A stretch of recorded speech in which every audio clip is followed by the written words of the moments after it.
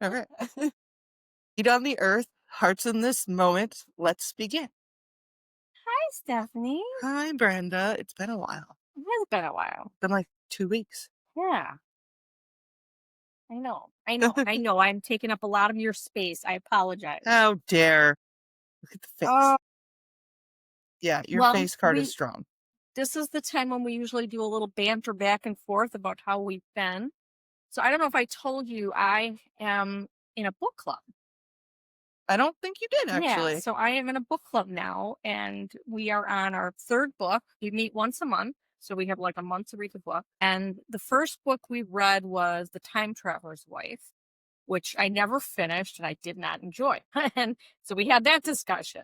The second book we read was called The Lost Bookshop. I did enjoy that one. We had real good conversation about that. And now this third book we're reading is called What We Talk About When We Talk About Love by Raymond Carver. And it's just a bunch of short stories. And now I've been doing the audiobook, and yeah, I'm not digging this book. So I don't know if it's the format of the short stories, because they're just little, like, they're really short, different characters, and they just kind of start and end like I'm explaining something to you that Mm. happened, and then it's like it just ends. And it's just bizarre to me. And it's either the format or it's the narration. I The don't know. narration can make Oh, a it can kill huge it. difference. Yeah. Absolutely. So the other books I've read, they've had different narrators that have read different parts. Yeah. Um, which is really cool. This one is just one dude, very monotone voice. But I don't know if you've ever seen the movie Fargo. hmm Okay, so the scene where the policeman goes out to interview the guy that owns the bar, and he says, "What the guys were in here," and he said, "I'm going crazy out by the lake," and he's kind of talking like that. That's how this narrator sounds. So Oh. every story has got that youper kind of, and it's just like, yeah. So I actually ordered the book So you can just so read I it. can read it and see if maybe I'll know. And I hope that I'm not ruined to it. Like, I hope I'm not so turned off just because of that beginning experience that I don't give it a chance. But I'm honestly, it's not Yeah. it hasn't been a good thing. But Yeah. with that in mind, But it's giving you things to it's try giving me out. things to try out, kind of Yeah. like the whole bunko thing. Like, it's something new and something different. And I do enjoy talking to people, and it's kind of forcing me to read books. Yeah. So that's a good thing. But I was at the library yesterday, and I picked up these two books I picked up were just in their little new book section. And this one is called Ooh. Dopamine Decor, and it is alter your space, alter your mood. And it's all about like changing color or adding color to your home in different places. So I just kind of paged through it yesterday, and I'm gonna kind of go back and read a little bit more about it. But what I really like is that it's I get to pick, right? Like, it's Yeah. about me and what I like, what Yeah. I It's find just helping you happy. decide what. Right. And it's like, gosh, I like color, and I always want to do more color, but then I back off. I get fearful. Like, "Oh, I love this, and I would totally do something like this." And then I go, no, maybe not. That's maybe a bit much for the space. You know what I mean? So I have a online friend, another Facebook friend, and her house, like, every room is a different color, hmm and it's like funky colors. Her kitchen cabinets are purple, and Yeah. I mean, it's just, I love it. Like, I've fallen in love with just her house, and that's kind of what this is. Yeah. So I like that. And then the other, Sound, go ahead. sounds like what my house would be if I wasn't also decorating for my husband. Well, see, and it talks about that in there too, about, if you don't live alone, or if you're a renter, and what you can do. But if you don't live alone, and how to try to make the space cohesive, and, so Yeah. that you're both comfortable. My husband doesn't care. If I give him a swatch and say, paint this, he'll do it. Yeah. He'll just do it. Um, but I still want him to be comfortable too. Yeah. Like, John is definitely more minimalist, and I am very maximalist when yeah, it comes to decorating. So we had to find like a happy medium. which isn't Um, always easy, yeah. because those are two very Um, opposite things. Luckily, he trusts me very very much with color choosing on the walls. He's like, I don't know, I can't like I'll be like, what do you think? And he's like, I don't know, I can't see what you're imagining. And I'm Well, like, well, that's it'll look like this. I wish I could transfer what's in my brain to to his brain, because you only see it the way I see it, Right? then you would get it. Yeah. So then the other book I picked up is this called Make Your Own Magic, a beginner's guide to self-empowering witchcraft by Amanda Ooh. Lovelace. And it's a beginner book, but there was a couple things that stood out to me and I marked them. And this says your magical altar featuring you.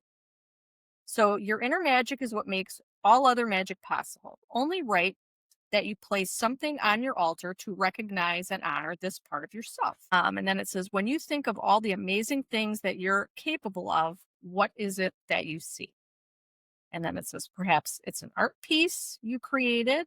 Perhaps it's an award or trophy for one of your achievements. Perhaps it's a Polaroid of yourself during one of your happiest moments, like a birthday party or graduation. And then it's just says, don't overthink it too much. But I mean, how many of us have ever thought like we put our deities up there, our ancestors up there? How often do we ever like honor ourselves? Yeah. So that kind of stood out. And not that I necessarily am going to put pictures of me all over my altar, but it Mm. did make me think of like, I'm very proud of when did creative grooming with Charlie. Yeah. Uh, so I thought, well, gosh, I could just put a picture of Charlie, and Or well, and picture of you and right now Charlie. Charlie's urn is on my altar, so she's represented there. But yeah, like even just a picture of her and my favorite creative that I did of her. I also have the big plaque that I got when I won, Yeah. but that's a little big. I think I need a much bigger altar. But it's just something to think about, because I don't think of myself like in that way. Yeah. My altars, because like to everybody else, my altars just look like shelves full of knickknacks. Um, but it's like every knickknack that I have has like it means Yep. something to me. And so I kind of see it like I wouldn't want to have a picture of myself regardless. Like I don't like pictures of myself. But like things that represent me, I definitely put a lot of like I have the Taylor Swift book, how much I love Taylor Swift, you know? So it's a lot of the stuff that I decorate is probably in a way kind of about me. It is. So Yeah. I mean, even when you choose whatever, if you're going to have a deity on your altar, usually it's you're choosing somebody that you want to work with, so that has something to say about yourself. Okay, and now I'm not very far in this book, but I'm actually like reading it because I thought, well, I'm going to read this book, and I think I'm going to go online and give it a critique. yeah. I don't usually do, but it's a new book, so I thought I'm going to do it. But the other thing that kind of popped out at me, and like I said, I haven't gotten very far, but it's called personal correspondences. Most magical tools have established magical correspondences that you can find in books or by doing an internet search. While I see the importance of them, I think a witch's personal correspondences are way more important. Even if you don't think you do, you have thoughts and experiences that give you a unique perspective on the world. And that unique perspective is going to make your spells even more special and powerful because your magic is ultimately tailored to you. So it just kind of talks about like the color yellow is kind of equated with happiness, but maybe, like for me, I'm happy with pink. Yeah. Pink is my happy color, my favorite color, right? So, and that's something I think this book, I'm finding it neat because it's almost giving me permission Yeah. to just, and not that I've ever been told you can't, I mean, almost every book I've ever read, it will say things like, be yourself, you can choose what you want. But this one just seems a little bit, I don't know. The way they're presenting it feels Yeah. more Yeah. And it made me think about like crystals, and, I'm drawn to carnelian. yeah. I've never really been a huge fan of the color orange. It's a pretty warm color, but it's just not a color that I'm like, I haven't painted anything orange. I don't wear orange. Yeah. But I'm drawn to carnelian, which is a predominantly orange crystal. And for the life of me now, I can't think of what it represents, because for me, it's like, I don't know why I'm drawn to it, but I am. So it represents everything. Yeah. Whatever I need it to represent, it represents. Yeah. And it changes. You know, if I need this, it represents that. So this book it feels like it's given me a little more permission to just be myself. The other thing I thought about is, you know, I think I have a little bit of ADHD, squirrel brain, never been diagnosed, have no interest in going to get diagnosed, right? Like, it doesn't matter. It doesn't matter. What matters is if I believe it and how I behave and Yeah. what it means. But because I do think that I have a lot of those tendencies, out of this stuff, it gets lost on me, because it's like, well, I can't adhere to that because my brain won't let me adhere to these rules. Yeah. So I need my path to be more eclectic. I need it to be like, you know, this is my ritual. Having a cup of coffee. This is my ritual. The way I add the creamer before the coffee. That's my ritual. Yep. And that's got to be it. Yeah. It's got to be it. Because for me, if I try to add too many things, it's kind of like when I have struggled doing yoga, because everything I ever see and read about yoga talks about your breath. Concentrate on your breathing. How are you breathing? And whenever I like try to focus on my breathing, I hyperventilate. Yeah. And I can't do anything else. Yeah. So I do the same thing. yeah, so it's like I can't do fucking yoga. I can't do a traditional meditation where I sit and quiet my mind, because my mind is never fucking quiet. Yeah. So I had to find different outlets, different ways to meditate. I mean, yeah. I think I explained this to Meg once. Like, I finally learned with yoga, because I always had the hard time, the breathing thing, but also like meditation, and they're like, you know, clear your mind. And in yoga, they tell you clear your mind, and it's just like, I can't clear my mind. And I finally learned, like, I think my therapist was like, do you think maybe it might make more sense to your brain to say, let your mind go? And so I just let my mind think about whatever it wants. And then, like, yeah, that part of my brain is going off on its own little side quest. I can concentrate on my yoga. And yeah, like the breathing, I don't think about my breathing because I will hyperventilate. I also have a tendency to forget to breathe when I'm concentrating. So my thought, why are you holding your breath? I don't know. I try to get my husband like to rub my feet or something, like, and he's just like, relax. Like, he'll have my foot in his hand. I'll be like, relax. And it's like, I am. No, you're not. And I'm like, I think I'm relaxed. No, you're not. Because I'm always like, I don't know how to just relax. yeah. I don't know. Everything to me is like, I have to do something, even though the whole point is not to do anything. I don't know. Yeah. So you get it. I know you get it. Yep. But yeah, so I like this book. Yeah, it looks like I don't know if there is a book out there on like ADHD witches, but somebody should fucking write one. Probably is. Yeah. Anyways, so I thought there was a podcast that I listened to. She was definitely neurodivergent. Fat Feminist Witch. Yeah, you'll love her. She's hilarious. I haven't listened to her in a long time, but I keep saying her, and now I'm wondering if they go by they, them pronouns. Anyways, I'm just going to go with they. They can't go wrong. Just talk about like different witchy things, but they are very ADHD. And so they get into a lot of like the ADHD, the neurodivergent struggles of witchcraft. Yes. And it's not like, you know, I don't know that they necessarily mean to be talking about the ADHD of witchcraft, but they do.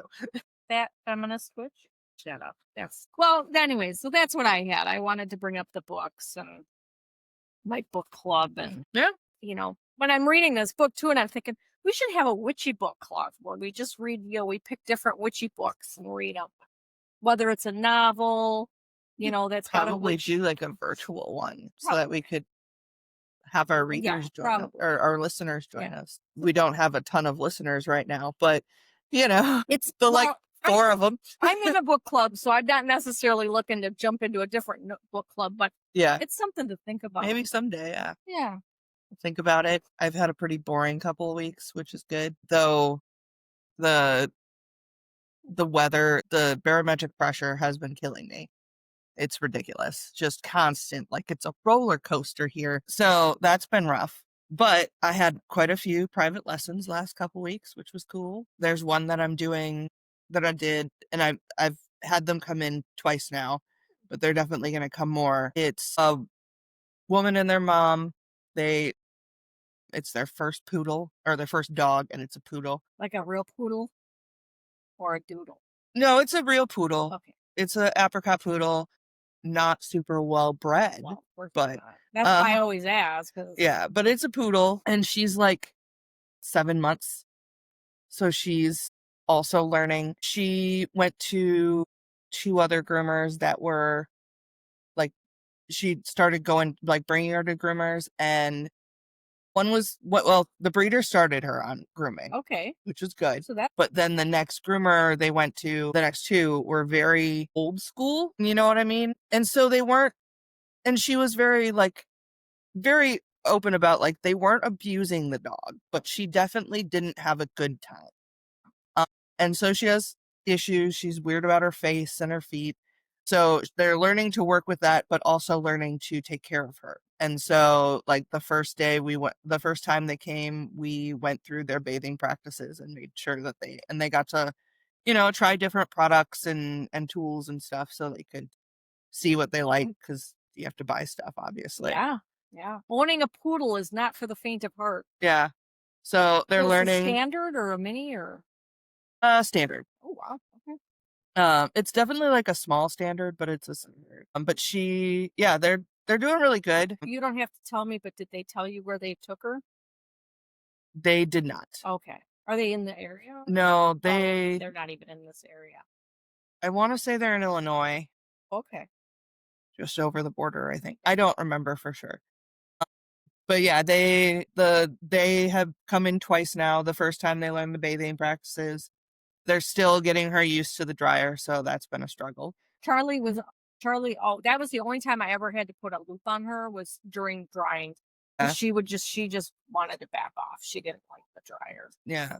But they're doing really good at, like, they've been taking her to, classes and stuff, and I taught them a few things yesterday about how to, like, table train her, because she's a 7-month-old puppy doing puppy things. So they're working with her a lot, and they're doing a really good job. Good. So Yeah, that's good. like, she almost had a panic attack yesterday though, because The owner or the dog? the owner, because they were prepping her before they brought her, and the ears she's starting Coat puppy change. coat change. Yeah. So the ears were like, the tips were just Yeah. like solid. Yeah.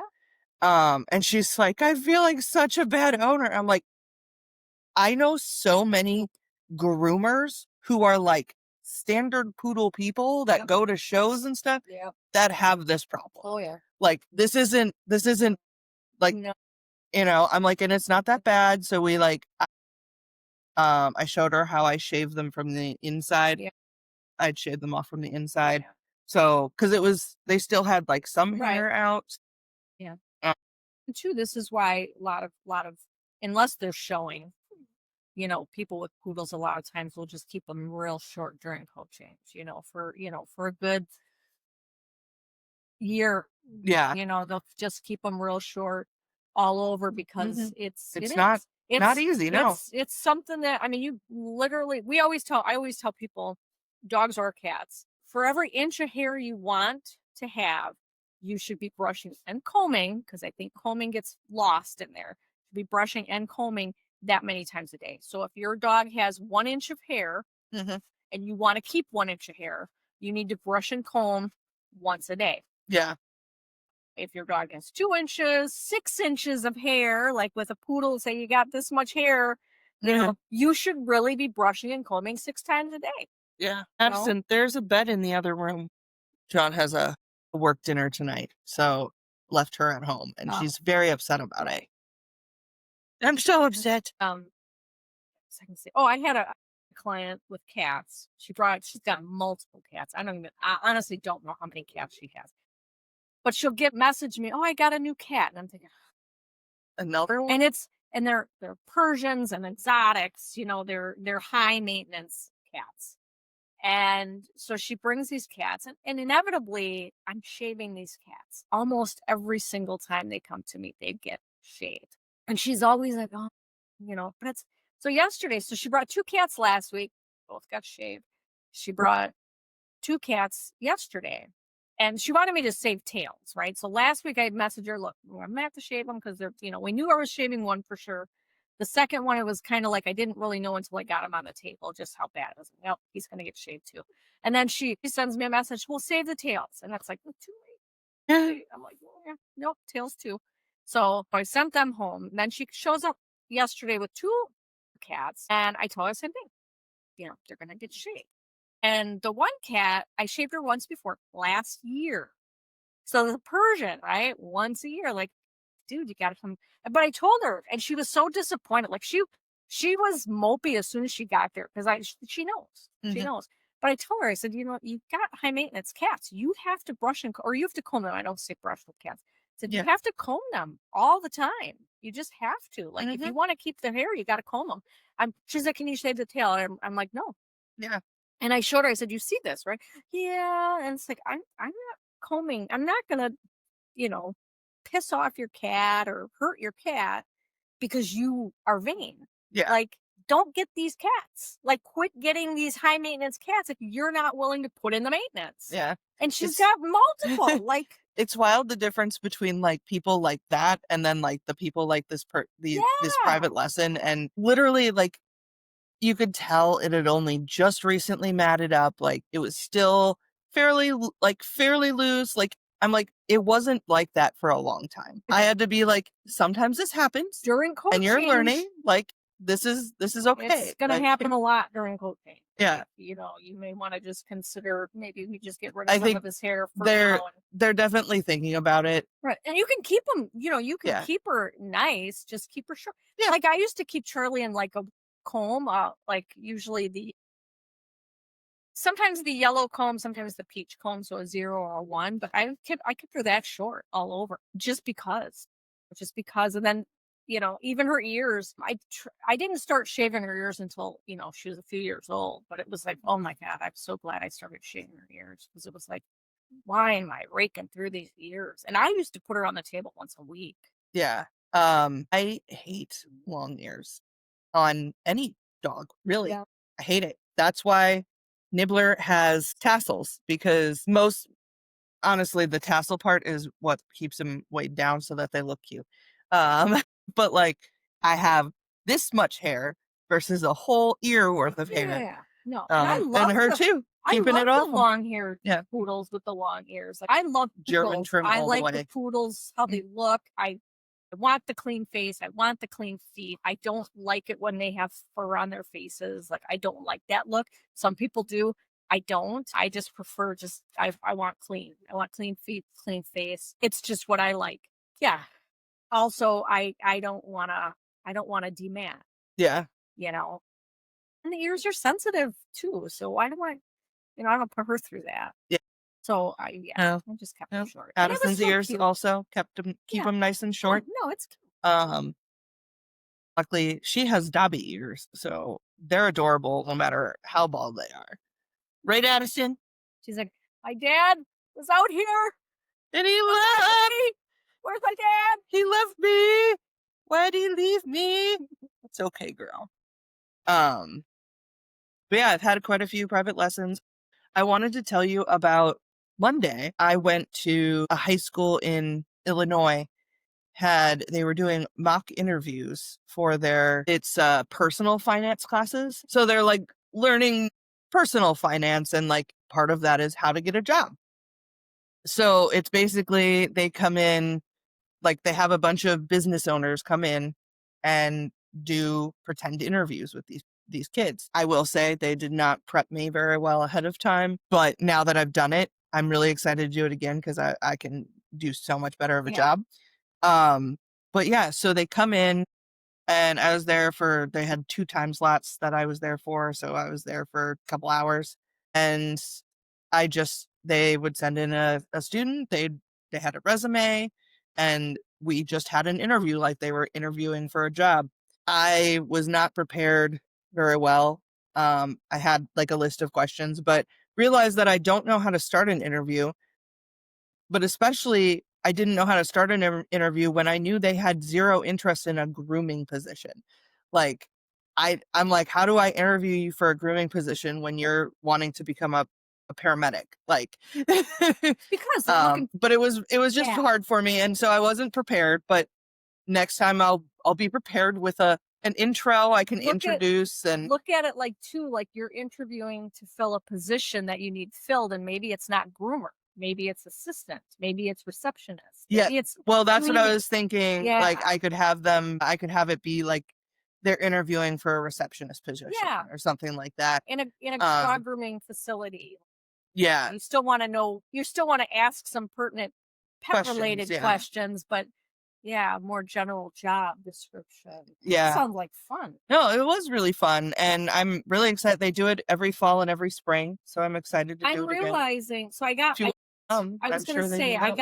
I got an email from Atlanta, Yeah, and I am not doing any speaking. yeah. I also And got that email. and honestly, this time around, I wasn't nearly as deflated Yeah, because I'm starting to think that, you know what? I mean, I'd like to have those opportunities, but the reality is they don't know me. And I'm not gonna be anybody they know. I'm not looking to put out content. That's not who I am. yeah, So I have to accept where I'm at. But like what you're talking about, those types of opportunities, that's what I should be looking for. yeah. Well, Instead of the big stage kind of opportunities, I need to just look for those opportunities. it was so cool too. Like, they were prepared. They had already, like, they had done practice with it, like, together. Their resumes were actually pretty well prepared. There was definitely things that I like. We have to give them a review afterwards. So there was things on like both things that I would mention. Most of it was um like with resumes. I really like pictures on resumes, especially when it comes to customer service. I think not so that we can be like, oh, he has tattoos or he doesn't, but like, I think, especially if you have a very friendly face, put your picture on there because it helps you stand out. It helps you stand out. And that friendly face is the first thing a customer is going to see. Don't use your mugshot. Yeah. Don't use a mugshot. Get a nice photo. And so I did tell a lot of them to, do stuff like that. Some of the way they formatted it was just a little too, like, they're not very good at like doing page breaks.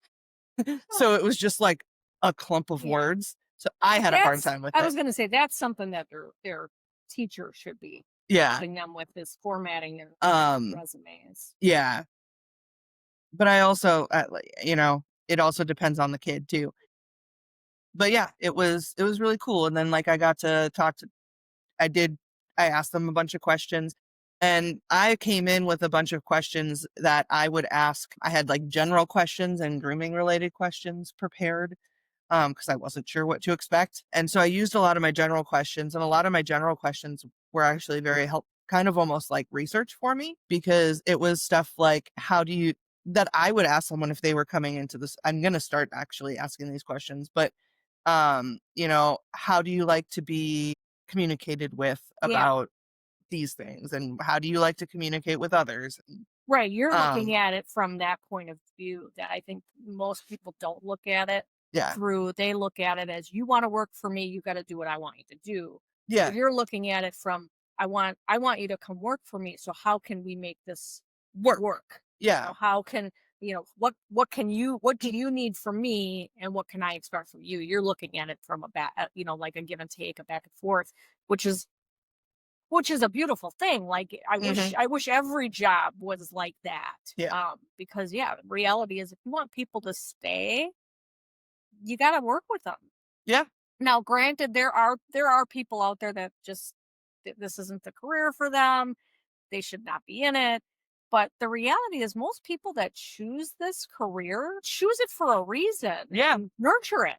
yeah, And if the people that can actually do, we could grow some really, big yeah, groomers.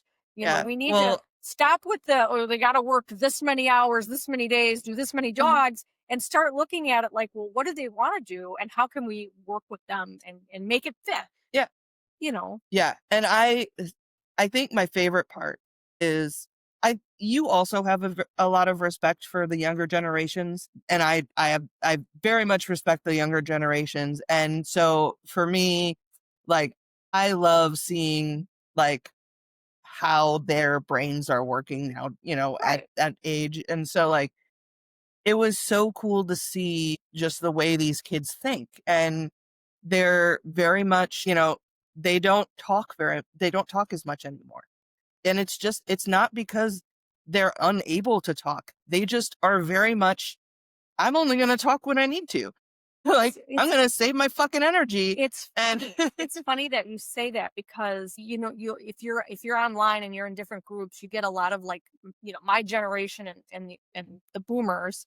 I'm not a boomer. your I'm Gen ex, X. So, and I'm not close to boomer. I'm like right in the middle of Gen X. you're better than boom. Yeah, I'm the feral. We're the feral generation. We raised ourselves. But you'll see online where a lot of like older people and even my age, and even some people that are your age will make comments like, "Oh, the younger generation," and but it's like it's Oh, I all right. constantly It's hear they always can't done that. It's communicate. they can't communicate, and I always think that, well, it's funny that you say that they don't talk, because it's like, there are actual cultures. Like you go to Japan, China, Well, that's why I they fucking don't love talk. Korea. Yeah. Right? They don't talk. They don't communicate like that. And it's like there's entire cultures that Yeah. this is the norm. I We're the always, ones that are always going. no, I think I always say, because like the reason that I like Korea so much was because it was so neurodivergent friendly. Yeah. Like when they talked to me, everything they said was important. Yeah. And that's all they gave me. Yeah. And that's all I needed. Yeah. Like Yeah. there See, was no fluff. I They would don't not even, thrive in that. yeah. Like they don't even have a word for like how we say, hi, how are you? Yeah. They don't have a how are you? Right. Like It's just, yeah. it's just hi. Yeah. And there's different ways to say hi, Right. depending on how friendly you are. Right. But like they don't say hi, how are you? Right. They don't care. They care. It's a greeting, but I don't. Yeah. And see, and I think that's And the like thing. when they do care, like they do things to, like with that, like it's it's instead of saying like hi, how are you? Like I care about you because I want to know about you. Have you eaten? Yeah. You can always feed me up. And like that's their like love language, is feeding people. Yeah. And so like I love that as well. Obviously I love food, but also because it made it so much more straightforward for me. Yeah. It just made more sense in my brain. I swear whoever whoever put that culture together, they were definitely somewhat neurodivergent. Yeah. Well, that's cool. Not saying that the whole It culture. is. But yeah, I would agree with you. Like we just have to, it's to me it's like I don't want to go backwards. Yeah. And I think there's just a lot of people in this country that are just so fucking uncomfortable with themselves, and maybe the fact that they don't know how to change, they don't want to change, and that's why they're just hanging on to dear life to this, and they want to go backwards, and I don't want to fucking. It's like I know I'm going to be uncomfortable, and I know there's going to be times when it's like I don't really want to do this, but the reality is I don't want to go backwards. I don't want to go back to the 19 and I don't want that. Like I want us to progress. I want us to move forward. You don't want to stay home and do housework and do math? No. I mean, that's pretty much women in the 90s, right? No, yeah, I don't know. I'm pretty sure it was meth. It was one of those sure those not so great drugs. Yeah. No, I don't want to. No thanks. Yeah. No, and I think because I tend to be I'm not very verbal.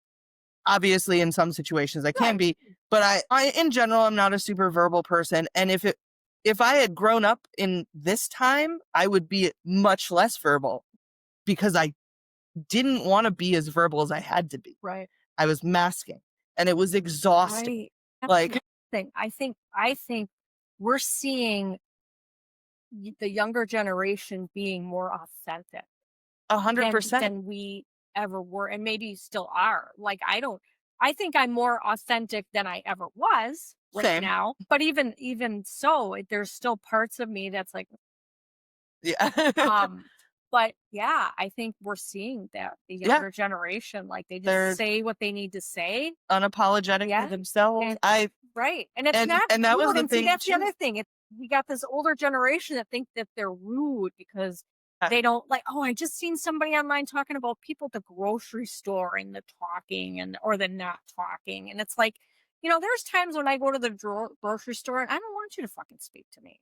I don't want anybody to fucking speak Right. to me at a grocery Just store. bring up my shit and let me go. That's why I like using the Right. self-checkout, so I don't have to talk to I hate anybody. the self checkouts, but I get that part of it.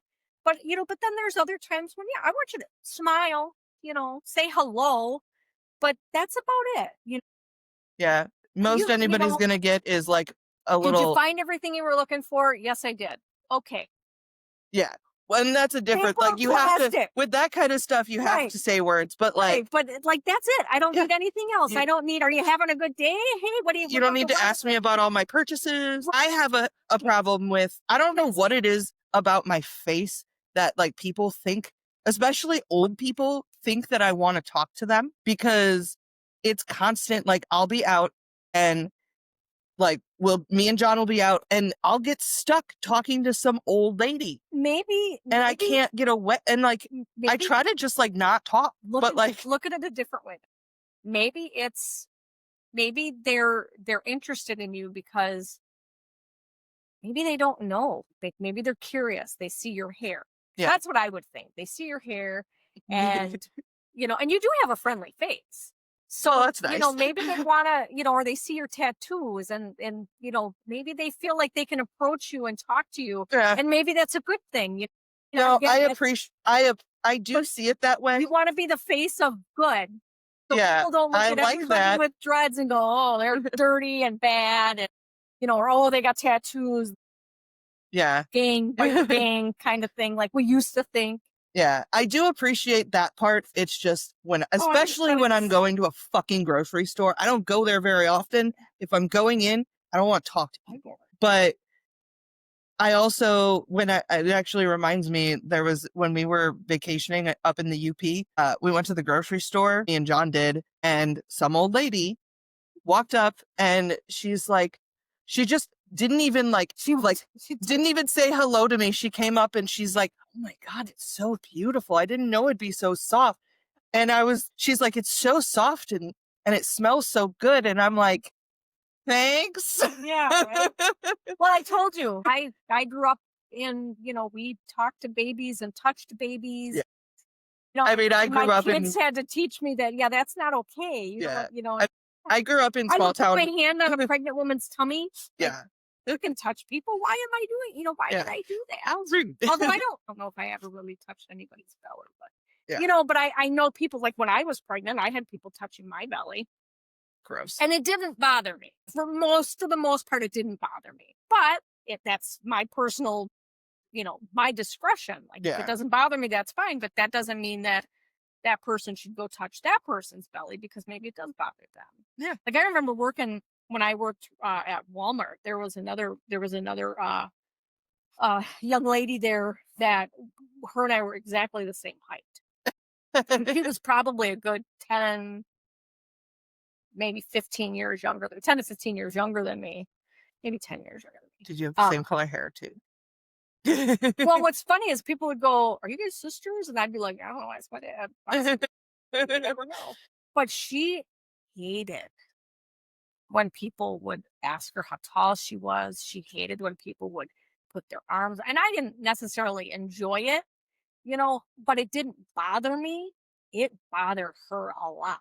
Yeah. To the point where I thought, you're gonna go report him to HR because they made a tiny joke about you. Like I just never, it didn't bother me like that. Like I always kind of felt like, well, But I am short, but I gotta respect the fact that not everybody feels the same way. And at the time, and this was a long time ago. Today, if that were to happen, I don't know what I would do, but I'd like to think that I would speak up for that person and go, look, I don't mind. yeah. but you got to consider that some people do.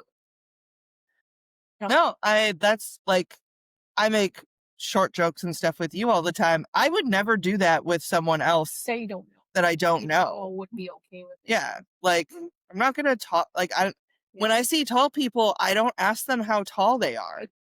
I mean, I will eventually. I do because I get asked all the time. True. Like, if I get to know the person and then I'm like, hey, weird question, but how tall are you? Like, then I will. But like, I'm not going to just start off with, how tall are you? Right. How I think you also get a little bit of a pass because you're short. Because I'm clearly coming at it from the opposite direction. The one guy from Pet Store Direct that works in the truck. Yeah. Oh. Yeah, 6'7". Yeah. No. 6'7"? Yeah. 6'8". 6'7". No, I think he's 6'8" because I think he's 2 feet taller than me. He's huge. Yeah. Like I'm standing next to him like half his size. Yeah. Have you seen pictures of Travis Kelce and Taylor Swift next to Sabrina Carpenter? She's so tiny. She's so tiny. She's 5 feet. She's 5 feet. Yeah, she was just on SNL. Little. She wasn't just. We just watched an episode of SNL that she posted. Yeah, and I know she's small, but I didn't know how small. And I'm looking at her. Oh, she's 5 feet. Yeah, she's 5 feet. She's a teeny one. And then like, I've seen her next to Taylor, and Taylor's huge. Like compared, she's like 5'10", and Taylor loves wearing her heels and stuff. Yes. But then you see even just Taylor next to Travis, and she looks tiny. Yeah. And then I saw a picture of Travis next to Sabrina, and I'm like, oh my God. It literally looks like it was a terribly AI like image thing, because I'm like, there's no way. So I looked up like, she's 5 foot, really? She's tiny. She's tiny all around. Yeah. She's tiny all around. She's adorable. She's adorable. So now that we went off on a lot of tangents, do you want to pull first? Yeah, that's what we'll do. Okay, so I already shuffled and pulled. So we have 3 of Wands: expansion, foresight, dedication, progress, good choices, rapid growth, moving on, travel, moving abroad. And this is our Yule episode, so I'll read just what's in this little book, this little Witch's Path book. Let's see. Yule is the winter solstice, the longest night of the year. It is a celebration of the light returning from the darkness, of rebirth, and of hope. Celebrate with gifts. Oh yeah, so rebirth and progress. I think of the word progress is in here, and rapid growth. Yeah, so I think that's a fitting card. Yeah, I think that's a good one. We'll go with that. Okay. Yeah. So Yule. Excuse me. Let me get water. You gonna make it? I'm choking on my own saliva. Actually, I'm gonna run to the bathroom real quick. I'll cut this part out. Not all the person. Guy, lots of stuff. Oh, that's interesting. You're such a good boy. Hi. Good morning. How are you? Good morning. She's coming back. Where do you and Brenda go? Brenda? You're not weirdo. Huh? So buttons on your underwear. It's off. Yeah. Okay. So today we're going to talk about Yule, which we talked about what it is. So one of the 8 Sabbats in the Wheel of the Year. And yeah, marking the rebirth of the sun and gradual return of daylight, which makes a lot of people happy. Yule is about new beginnings and gratitude for what we've been blessed with throughout the year. Take this time to notice the blessings around you and plan your goals for the next year. Right. Put all my silly books away. All right. Addison. You can make it, girl. Come here. You made it. Congratulations. Yeah, she's ridiculous. Yeah. All right. So there are a lot of different kind of cultural traditions that are like Yule, so I wanted to kind of talk about those. The main one we are talking about is Yule, which is Norse Germanic mostly. Yep. That's pronounced yellow. Yellow. I went through and got all the pronunciations for these words. Oh, good. Yeah. So I put them in here because I thought, I know that comes up sometimes. We're like, how do we pronounce that? So I thought, let me just go through and see if I can figure it out. Yeah. So Yule. So Yule, it's a 12-day festival rooted in pre-Christian Scandinavian cultures. So they do feasting, honoring the gods and ancestors, drinking toasts.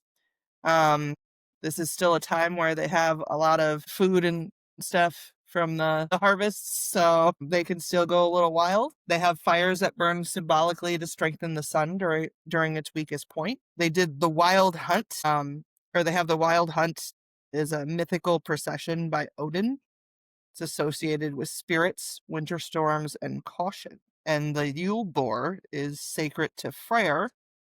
Is that pronounced right, Freyr? I think so. It's funny as I'm looking at a word a little further down. I thought, oh, I should have looked up that pronunciation. So, sacred to Freyr, I'm going to go with. People swore oaths on a carved boar. Interesting. The Yule log, it's a large oak log carved with runes and decorated with greenery and burned for protection and prosperity. And the ashes were kept for magic and fertility. So very, very witchy. Evergreens were used for protection, eternal life, and warding away harmful spirits. So that's where having the Christmas tree came from originally. Dude, you are the loudest drinker in the world. And then I did not look up the pronunciation of that word, so just go to Yule sacrifice. Yes, Yule sacrifice, a midwinter offering ritual for renewal and protection. So there's quite a few like different things that were in there. I mean, we eat, like, if you think about it now, we eat ham a lot of times for like Christmas time. And the Yule log is definitely like a thing. Evergreen. Evergreens, obviously, with the trees. I don't know if there's necessarily any sacrifice. I mean, we sacrifice a lot of our mental energy. Yeah, we do. Yeah, we do. Yeah, we do. So, and then there's the Anglo-Saxon version is Modronike, or Mother's Night. It's honored ancestral mothers and female protective spirits. Candlelight rituals for guidance, peace, and return of the sun, and mark the start of the Yule season. What I find interesting is, like, the Christian holiday Christmas has taken so much from, the pagan practices. But like you just said, you talk about, we have ham, there's a Yule log, is, fireplaces and the evergreens and like the candlelight, like we see a lot of candles and decorations for Christmas. In Catholics, in Catholicism, at least Catholicism, they had the Christmas Eve, like they would do like where we all had candles too. It was very much like there's a lot of candles in the Christmas season, and that all came from these kind of cultures where they were lighting the candles to, like, as a symbolic thing to give energy to the sun. Yeah. But now we're just lighting a bunch of candles. Jesus's birthday. Yeah. Celtic Druidic. Alban run. No, Alban Arthen. Alban Arthen. Okay. I know. That is the light of winter. So sunrise observation in stone circles for the rebirth of the sun. Oak King's return and Holly King's decline symbolizes the shift from darkness to light. Interesting. I always think of The Hobbit. I see that one. Yeah. Evergreens again. Holly, ivy, pine, mistletoe, and symbols of protection, endurance, and renewal. Then there's Slavic, Slavic covers like Russia and Eastern Europe. So there's, so they had fires lit to help the sun regain strength, grain-based dishes and poppy seeds for prosperity and protection. It was also probably because there was a lot of grains at the time. And caroling tradition with blessings for households. That's kind of where we get caroling. Yeah. Okay. I'm trying to think, is there a lot of grain-based dishes in our bread? Bread. There's always bread. Yeah, there's always bread. I don't think there's anything like that stands out, I guess. No. That would be like a grain-based dish. But yeah. The caroling for sure was one that comes out. And then Roman Saturnalia. Saturnalia is a week-long celebration honoring Saturn. So there's role reversals, gift exchanges, and public feasts. That sounds fun. Yeah, I meant to look up role reversals and I forgot to find out what that was. What is that? Um, and then evergreen decorations and candles symbolize the return of light. So there's a lot of things that you can see kind of were transferred into the Christianity too. I'm looking up role reversals. Baby, it's okay.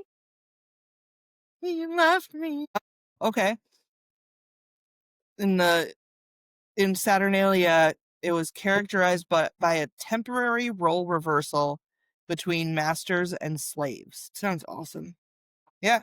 They could criticize their masters openly without fear of punishment. It was like the purge. Yeah, but a very It was a nice version of the purge. I was gonna say I like it. Very teen though. Yeah, that's awesome. I'm guessing they couldn't whip them if they needed to, but whatever. I think they should have. They should have been able to whip them. That's part of it. And then some other global solstice traditions. Persian, y'all know, families gather, stay awake, eat pomegranates and nuts, and read poetry, which I feel like I've seen that in some Christian stuff too. Like, Sure, the night before Christmas, Yeah. read that story, which is Yeah. a big long poem. symbolizes endurance and the victory of light. Then Chinese has Dongji, return of yang energy. They have the yin and yang energies. And then Tangwan dumplings, eaten for warmth and unity. I want some dumplings. If they could give me dumplings, that would be great. Japanese has Toji, yuzu baths for cleansing and protection. They do a lot of bathing stuff for theirs. Eating kombucha, I'm guessing? Is that how you... That's kombucha. Kombucha. Yeah, something like that. Yeah. Strength and good health. For strength and good health. Korean has Hongji, which is red bean porridge to drive away harmful spirits. And red is used for protection and good fortune. And then Jewish has Hanukkah, which we all should at least know something about. They light candles for the 8 nights to honor the miracle of the oil. And it has a lot of themes of perseverance, hope, and resilience. Okay. And then Mexican has Las Posadas. Yep. Yeah. Candlelit processions representing hospitality and warmth, singing, feasting, and community celebration. So it's kind of, I brought this stuff up because I wanted to see, like, it's cool to see how all of these cultures around the world came up with their own version of this same basically the same holiday. Yeah. It's, there's different days in there, Right. but it's around the same time that they all came up with this holiday. Yeah, and they all came up with ways very similar. There's a lot of candles and like the evergreen, and I mean Feasting. lots of feasting. Feasting and family seems to be Lots of community celebration too. But yeah, I thought that was really cool to kind of see how all of these different cultures came up with a cool thing in the middle. So, I want to talk about witchcraft practices for you, coming back to our stuff. So we have candle magic for returning light, which was in a lot of those other things. The evergreen spells for protection and endurance. I love evergreen so much. That's like probably my favorite part. Like all of these traditions is evergreen. I don't know why. Me neither. I love the smell. I love the look. I love everything about it. And I think because it does give like a very like warm safety kind of feeling too. Get it. Slow manifestation rituals, dream work and divination, kitchen witchery. Yeah, there's going to be a lot of kitchen witchery going on. Mulled cider, spices, comforting foods. Now there's like, if you wanted to make Yule logs, you can make like the cake. I learned how to make those a few years ago. They are really fun. Yeah. And you can actually, like, what's cool is the way we do it now. Like, if you think about how it started, is they carved runes on it. Nowadays, when you see a Yule log, it's just like holiday style. But if you make your own, you can put little runes and stuff on it, and it's really a fun idea. And then crafting, well, I just said crafting Yule logs. And solar symbolism. So yeah, the kitchen is always I don't like being in my kitchen very often, but for some reason, Christmas, that's what my I know. family celebrated, so Yeah. I'm used to it. But like this time of year, or that time of year was always like the only time that I enjoyed being around the kitchen. And I don't know, it was weird. So where are we? I lost my Yule traditions. simple Yule traditions. Solstice sunrise ritual. So on the day of the solstice, doing like a ritual when the sun rises. I guess kind of like greeting the sun Yeah. because it's coming back. Do the small Yule log for altar or hearth. Yeah, you could still do like a traditional Yule log where it's a piece of wood and you do, cleansing and blessing of the home. I mean, a lot of us are naturally doing that because we have so many family members coming over. Just think of it. That's a good way to look at it is you're just cleansing and blessing your home. You're not cleaning for your shitty in-laws. Or not in-laws. It might be your family. Natural ornaments. I really like to lean towards more natural ornaments. So I have two trees. I have one upstairs and then one that's in the lobby. Usually it's not up yet. But the one down here went more like Yule, like natural looking. Okay. Though right now I have a lot of these like ornaments that I bought, like my first set of ornaments, because I didn't want to go out and buy a bunch of new ornaments. So eventually I wanted to switch all those ones out and put in more like natural stuff. But I like pine cones and stuff like that. Upstairs I have all of my like family ones. Yeah. Because of course none of my family members wanted to keep that stuff. Well, and so I haven't put up a tree in years because we're never home. Well, I shouldn't say we're never home. We are home for Christmas. We rarely go. I think we've only been out to California for 2 Christmases since they've been out there. But usually we're home. We just kind of do our own thing. Maybe we go to my in-laws' house for dinner on Christmas Day or something. But I don't put up a tree because to me it's a lot of work to put up the tree and nobody's coming. The kids aren't going to be here. We're not having anybody over. So I don't care if anybody sees my tree. I'm Right. looking at it. I'm happy. Well, and that's the thing. My husband would like to put the tree up. So we'll probably put the tree up this year. Even though I don't know where we're going to put it. But I have all these ornaments that we've kind of accumulated over the years. And, and every time I pull them out, and I don't have a lot, but I have enough to decorate the tree. And every time I pull them out, I kind of think, I just, I'd like to get different ornaments or something new. But then it's also like, but this is kind of, we've always had these ornaments. These are kind of symbols of us. And even though some of them are just really cheap plastic, the favorite ornament on our tree is an ornament that was made, I think, when my youngest was in, I don't know, first grade, maybe kindergarten. I don't know. Could have been brownies or Girl Scouts. But it's a picture of her. She's got the cheesiest smile. Mm-hmm.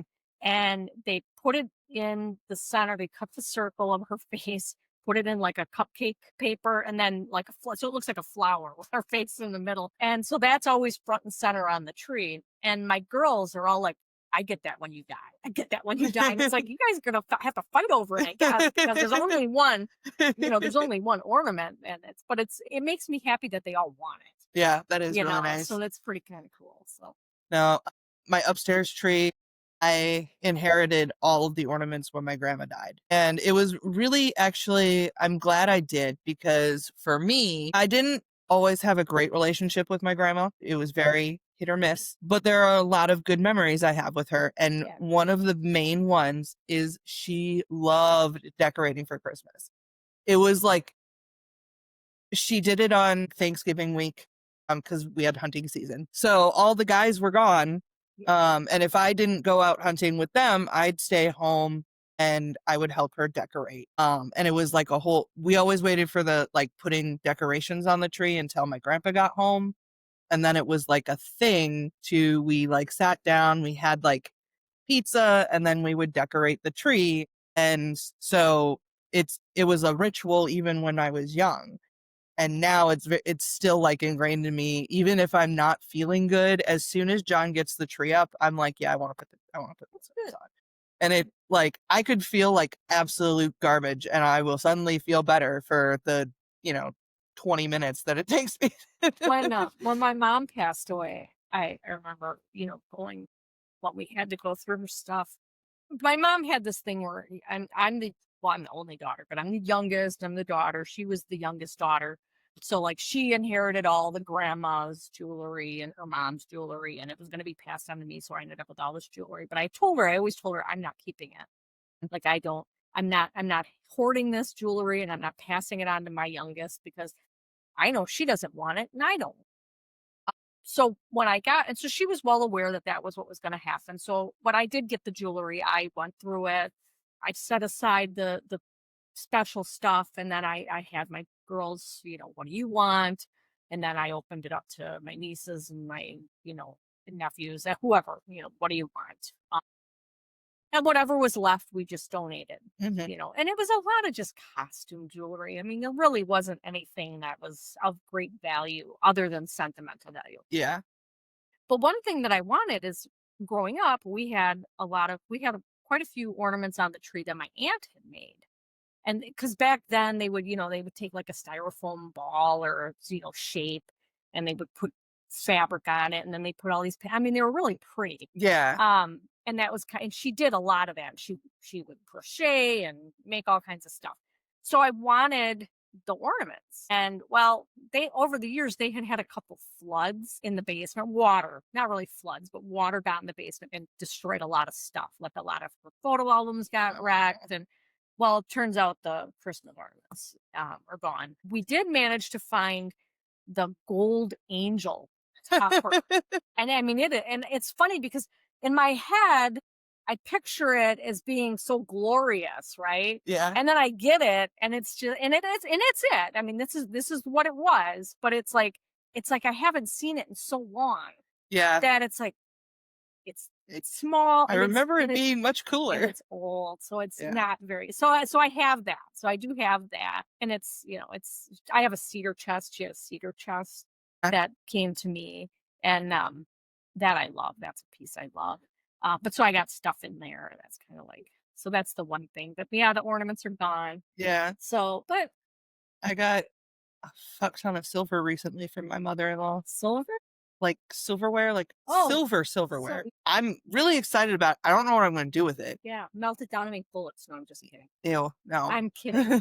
For the werewolf. But like she's been carrying it around forever, and she was like, "Do you want it?" And I was like, "Yeah, I'll take it." I'm gonna find something cool to do with it though, because it is really nice, and it has like a lot of the pieces have like their like the C for their last, or not C, it was her last name, Reynolds. So they have the R, so stuff like that. And I was like, yeah, I'll figure something out. I'm gonna do something creative with it because we're never gonna use it like as silverware, and there's no way I'm gonna be able to keep up with constantly polishing that silver. So I was watching. I'm watching the Originals, which is a vampire. It's a spinoff from Vampire Diaries. Have you ever watched that series? And it's based in New Orleans, and which is why I started watching. It's like, oh, New Orleans, I love New Orleans. And then I watched the Vampire Diaries. So and I love both.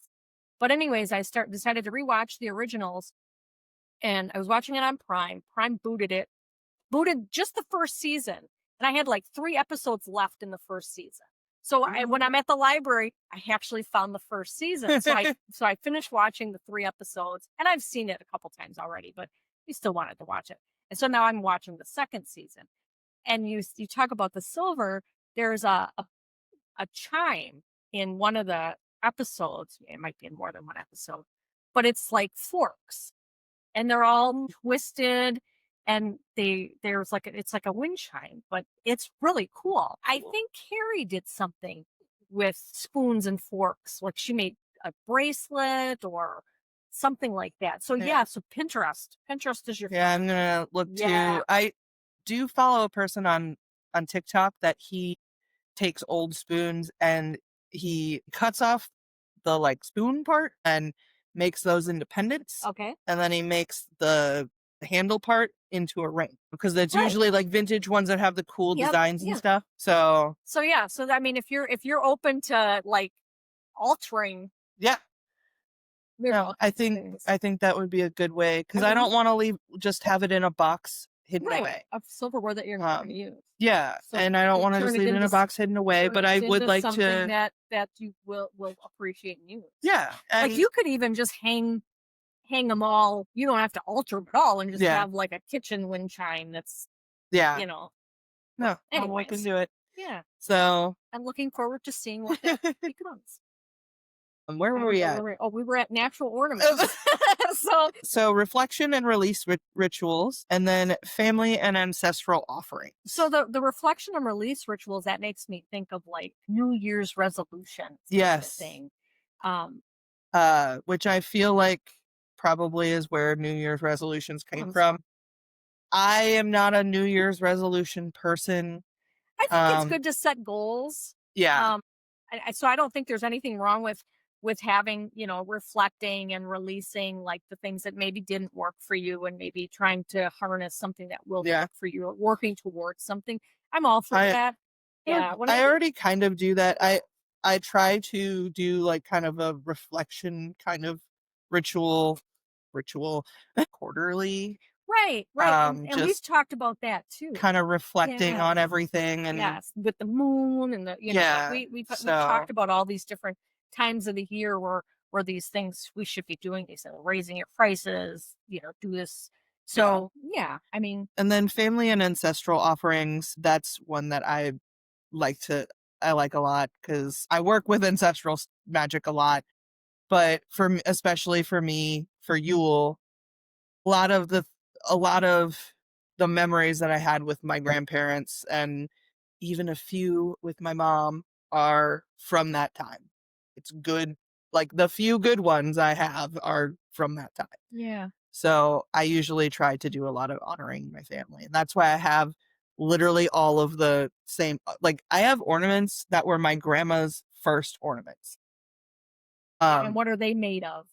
well, they are breakable. I can tell Oh, you that. okay. They're like they're balls, those ball Oh, ones. yeah. But they're shaped different. They're different shaped ones, but those old like glass ball type material. And so I only have a few left because a bunch have broken.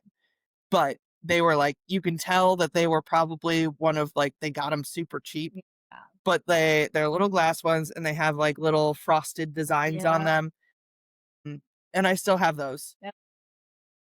Only John is allowed to touch them other than me because I don't want to get them broken Yeah, that's and they have to go up uh very high. So on the like top of the tree and we have fake trees so twisted. we fold the tree the I like know tree limb. exactly what you're saying. Most of my stuff isn't breakable on Right. purpose, Right. but Because when you have animals, that's something that's going to happen. So I want to show you this. When we were talking about ancestral offerings. So my oldest granddaughter, had to make an ofrendo, which is an offering for Day of the Dead. And so I'll show you what she made. It takes a couple seconds to turn it to the little door. lights up. Aw, it's Charlie. That's so cute. Yeah. That's Yeah. adorable. Yeah. So it's funny, when we were out there, she said, I need a picture of Charlie. I was like, oh, okay. So I sent it to Rhiannon so she could make a copy of, so she could print it out for her. And yeah, that's what she was doing. Yeah. I cried. I cried. And I said, you tell her that Mimi loves it very, very. Yeah, Yeah. that's very okay. So, but yeah, I do a lot of like the ancestral family offering stuff. I try really hard to get as many things from my family, like that kind of stuff when I can. Like when they start going through stuff, I'm like, no, I'll take those Yeah. because I want like I don't want everything. Yeah. But I want some, like, I like ornaments, Yeah. like having the ornaments that I can put up. And I remember every ornament I put up, I'm like, oh, I remember when I got this from Yeah. this person, See, and I think my ADHD brain doesn't let me. Like, I remember things and I'll think of things, but I also like there's so much that, like, my mom was a bit of a hoarder. Like, Yeah. she would take everything, and everything that was given to her, she like kept, and she, in her head, she thought, I'm gonna pass this on, and you're gonna honor Love it. it, Yeah. and it's like, to me, it doesn't have the same connection Yeah. for me as Well, it I did for think her. too, my grandma was really good about like when we did that ritual of putting all the ornaments on the tree, it was oh, I got this one Yeah. from this situation, or Yeah. I bought these for this, When you know? before she passed away, we went through some of her jewelry, and I started taking pictures of some of it and trying to get the story behind it. And she had so much stuff. And there were some things that, like, I don't know. Like, I almost feel like you're just making up a story because it did. It just didn't feel genuine to me.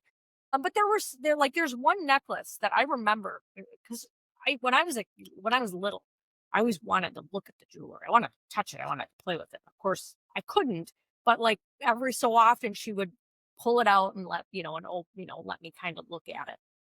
But there was one necklace and I can't find it. Like it was not in I don't know what happened to it. She hid it away. Well, She knew it was the one that you like. I'm it's not even joking. so much that it was one that I liked. It was just one that I remembered the story behind that my uncle had actually given it to her mom, their mom.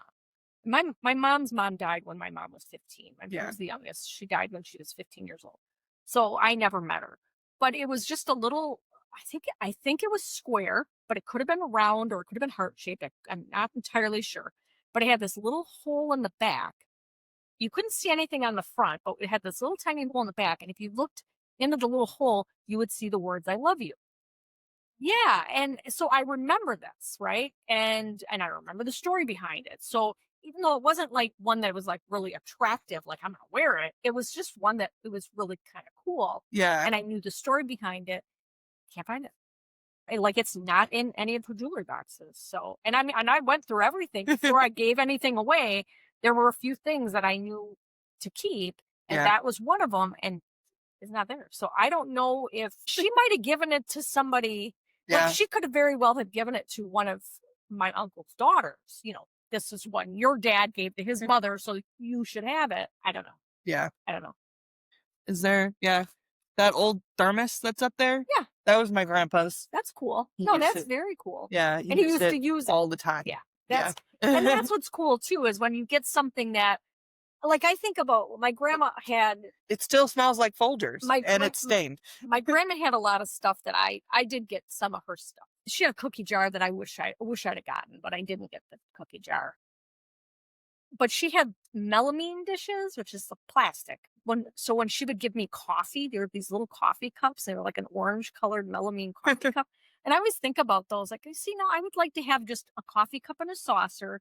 Yeah. Because that was a memory. But I don't have hers. And I've thought about, well, I could find one. But it's like, it's not really the same. That's fine. But anyways, I digress again.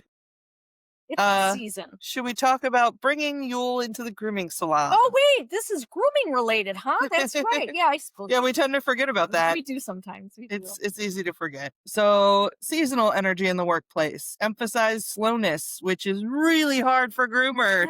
Especially this time of year when it's rush, get them all in. And Yule is not about hustle, guys. Yeah, so I did see that. Okay, that'll be interesting. Yeah, How good luck with that. Okay. Encourage staff to take micro breaks for warmth, grounding, and breathing. Yeah, whatever. Yeah, Yeah, it's unlikely, but you should.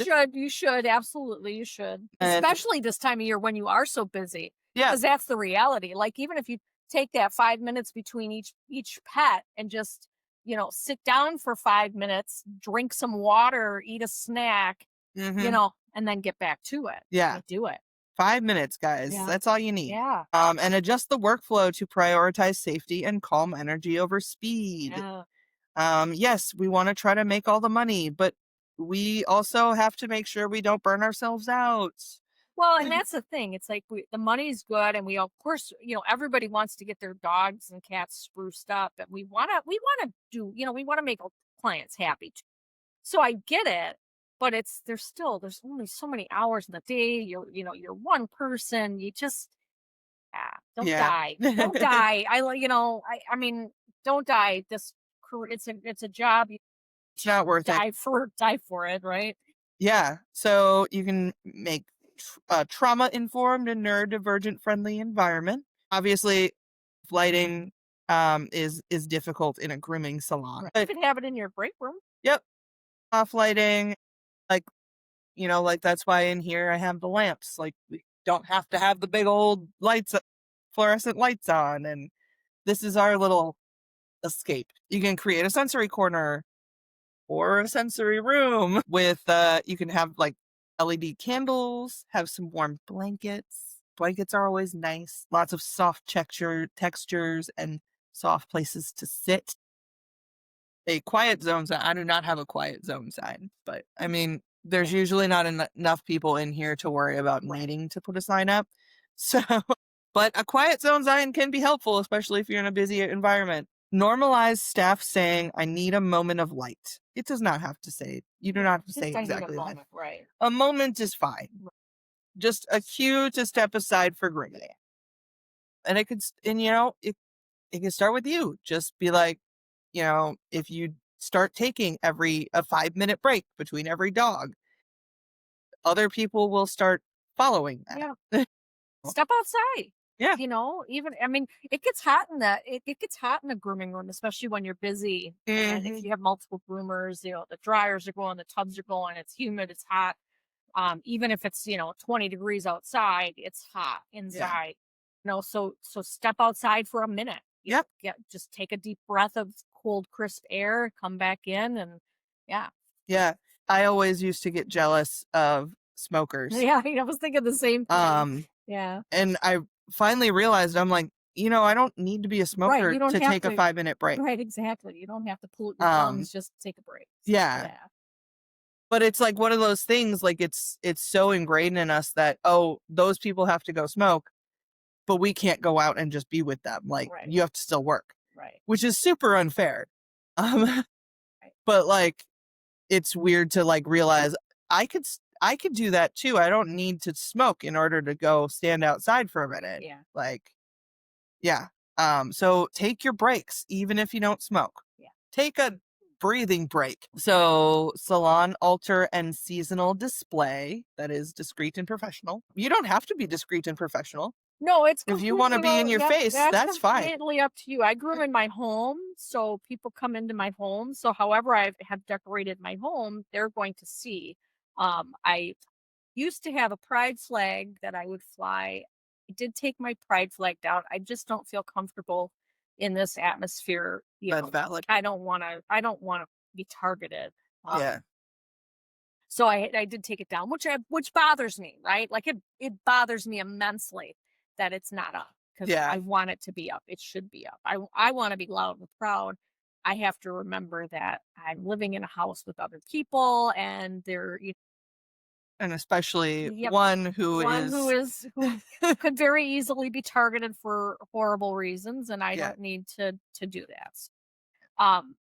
But yeah, I have my altars right there. I have a big Buddha statue on it and a couple other little, you know, whatever things on it and my candle and my incense and it's not really in your face. But you know, But what's cool with like Yule, like decorating for Yule, so many Christmas decorations are also Yule decorations. yeah. So like pick specific decorations that are Yule for the school lobby and stuff. But like that they say Yule to me. But to everybody else it's just Christmas. So that's one cool thing if you're trying to be a little bit more discreet is you can like it doesn't have to be all like pentagrams and dark and black and Oh, absolutely. like Right. See, and that's it's the thing too. I don't know if we've really talked about like which aesthetic, but like I don't do black. me either. I don't do real dark, you know, that's just not who I am. I like gray. Like gray is kind of my color. Oh, I have a lot of gray clothing that I do like. But that's about as dark as it gets. Like I don't do a lot of black. I don't feel like dressing all black. Yeah. Just And we all have different kind of, but a lot of people when they think witch aesthetic, yeah. they think like black, and you know, it's just it doesn't have to be that way. No. So, No, it doesn't. so some elements clients understand is winter, while they are symbolism is witchy underneath. Evergreen sprigs for protection and longevity. Cinnamon sticks for warmth and prosperity. Pine cones for growth and renewal. LED candles for returning light, especially good for a grooming salon because Yeah. you don't want real candles. You can have a small Yule log or even a driftwood piece, a bowl of warm water with citrus slices for purification. Everything can be framed as kind of winter wellness decor, Right. basically. If you're right, if you can't, or if you don't want to be, if you don't want to say it's, pagan or a witch, it's just winter. And I actually I use like the evergreen scents for those plugins for up front. Like people walk in and it smells like evergreen. And like that's also like a protection thing. Like Yep. we're keeping our space We're safe. protected. Yes. So and people notice. The first year was probably the one that they noticed the most because they changed their scent a little bit. People would walk in and be like, "Oh, it's so like you could see them just like visibly like so nice in here." Like it was kind of cool to see. Where are we? Yule magic. Yeah, Yule magic for groomers. So, intention setting before the day starts. You can light a candle, switch an LED one on, and set the intention. I work with warmth and safety today, Right. or whatever you want as your Yeah. intention. And then protection for neurodivergent groomers, you can have pocket talismans like a pine cone, acorn, or small rune. I don't like to have things like that in my pockets. That's why I have them all over the shop. Warm scents like orange, clove, vanilla, or like I said, I like to use the evergreen scent too. And then solstice spray, you can buy, usually there's plenty of ones that you can buy, or you can make your own with alcohol and essential oils and a cinnamon stick, where it's like you can use like cinnamon and citrus, that kind of like those kind of scents. Those can be really nice too. So, disclaimer, obviously, some scents can be toxic to some pets. So, citrus and cats don't mix. Yep. If you're going to use any kind of essential oil in a salon, diffuse it, especially with cats. You've got to be so careful with essential oils. So just be mindful that, even though we might like orange and clove and vanilla, the cats might not, the dogs might not. So Yeah. just be mindful of that. I personally don't do vanilla. Vanilla gives me a headache, so I would not like vanilla. And Yeah, I usually orange, like orange. not for the cats. But yeah, not for cats. I don't like to have any essential oils Right. in the school. So we have like a plug-in diffuser thing for the scents. And it's in the front bathroom, so it's not even like right in there. But yeah, you got to be careful with that kind of stuff for sure. I do have a diffuser in my grooming room, and I will put a couple of drops of essential oil in the water. I don't even know what it is now off the top of my head, what I have down there. It's safe. And I don't turn it on for every groom either.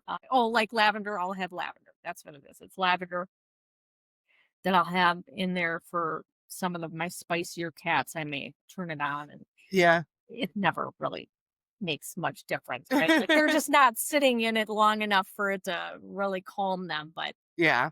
I think sometimes it's just enough for me to calm me. So Oh. Yeah. Thank you. Yule for the dogs. So trying to be without overwhelming scent or stimulation. winter scented or unscented sprays with natural citrus water. Yeah. That's a possibility. Again, citrus you got to watch with the cats. Yeah. But yeah, warm scented, winter scented sprays or unscented sprays if you want. I think natural kind of scents are usually probably best. Warm towel wrap. That's nice. Towel wrap. Yeah. Um, Yeah, I envy if you have a towel warmer in your salon. yeah, I would like to do that. When I had my shop, there were occasions when I would throw a towel in the microwave yeah. for 5 to 10 seconds just We'll to get it a we'll little throw it bit in the warm. dryer to Yeah, warm I it didn't up, have a but dryer, but no, I would like a used towel warmer. my microwave. But yeah, it's nice. Yeah, Slow grooming techniques for older or anxious dogs. So I mean, you should be doing that you anyways. should be doing that. But slow down in general, guys. Yes. It's Yule. We're not supposed to be hustling. Right. Salon safety themes for Yule. You can tie the idea of returning light into heightened safety awareness. So you can use this season to check cords, dryers, scissors, mats. Make sure there's non-slip mats in like the dark corners where you're literally bringing light to hidden dangers. Solstice safety sweep, like a kind of ritual to clear any hazards, reset stations, refresh tools. that's really good for this time of year because you know that everything is a hot mess. Right, and you're so busy and that you Yeah. might be you might be kind of getting like a lot of things you should be doing at the end of every day or between every groom, and this time of year we get so busy sometimes we overlook or quite frankly we make it a little lazy. Yeah. Because we're just so damn busy or the end of a long day you just want to go home so you just don't you don't clean up as good as you should. So Yeah. it's a good time to make sure you're putting those things in place. Yeah. And then encourage staff to speak up about hazards. So if you see a shadow, bring light to it. Sometimes you got to listen to other people because they might see things differently than you. Absolutely. So, Absolutely. staff care rituals, warm drinks available like cider, hot cocoa, tea, probably coffee for groomers. Encourage a solstice lunch where everyone shares something warm. That's a nice idea. A little potluck. Yeah, I think I always really like doing that during like holiday season where like we'll have a day, where we all bring in some potluck food and we're working and we just eat as we go kind of thing. But it's all like We get so nice, many warm. treats. Yes. Now I don't get as many now that I'm doing just cats because I just don't see You don't cats see quite as as many often people. as I used to see the dogs. So yeah, so I don't get as many treats as I used to, but oh my goodness, the cookies and the candy and Oh my God, it's ridiculous. yeah. Okay, we're in staff care rituals. Yeah. Go ahead. Provide red or orange bracelets for staff, symbolizing protection or energy. That's kind of cool. I like that idea. Client friendly ways to incorporate Yule. Winter wellness tips, signage, paw balm, hydration, safe winter walks. Your social media, you can talk about different winter safety tip or wellness tips. Offer a solstice shrine special, a simple holiday bow or bandana. That's kind of a fun one. A little more open. I'm very particular about we don't do like Christmas. Right. We do winter. The same. I try to get away from, and it's difficult, like, Yeah. because I'll buy my bows like in batches, and they tend to kind of just be, Yeah. like Eastery or Christmassy, and even the Halloween ones. I don't want them to be too Halloween. Halloweeny, Yeah. So I try to, So I try to try to find stuff that's a little more neutral. Yeah. No, me too. Celebration. Yeah, we do. I look for winter stuff. Yeah. Winter themed bananas. Amazon has a lot of bulk Yeah. stuff. And I'll do the same thing like for fall and spring and Yep. summer. Like I'm Yeah. picking that kind of stuff. I do more flowery stuff for spring instead, or Me too. around Easter time instead of like the Happy Easter. I kind of just do more spring. I like spring flowers. Pastel colors. Yep. So it can, if you celebrate Easter, Congratulations. yeah, it goes. It goes with But everybody. if you don't celebrate Easter, it still goes. If you gift small items to your clients, you can give them pine cone ornaments or orange slice ornaments. So, a lot of people do like holiday gifts for their clients. So that's actually, I kind of like the cute idea with the pine cone ornaments, or like drying an orange slice and making that into an ornament is cute too. Burnout prevention. We're looking at you guys. Burnout prevention. Yule equals rest. Even though we don't want to say it. Yule calls groomers to pause. Should be PAUSE. Yes, pause. So you really need to be pausing and taking breaks. Like we've said, you should encourage journaling about stress levels. It's good to get that out instead of just holding it all in. Yeah. At the end of the day, maybe you journal or even just the work day before you leave. I would get in the car and spend like 10 minutes in the car just like decompressing before I left. Before you start driving? Yeah. And like that would be a good time to do I didn't do journaling, but I would usually just kind of like decompress and like think through everything. Yeah. Kind of, yeah. Courage. Oops, I already said that. Build a slow week after the holiday rush. Yes. Even if it's just reduced hours. You should give yourself the whole week off. I mean, and not everybody can. I But know, yeah, but give yourself the whole I week think off.